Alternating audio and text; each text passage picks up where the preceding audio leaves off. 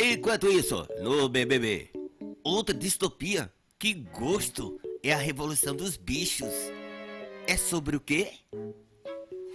Sobre animais disputando o domínio da fazenda. Atenção! Perdeu sem estalecas.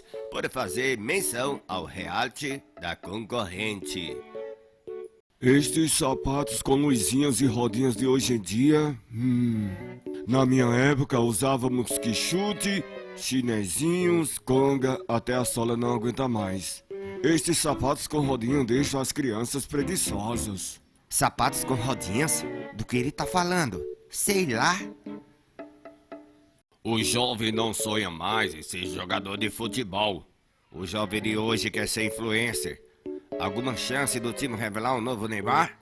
O Neymar do Santos ou o Neymar do TikTok?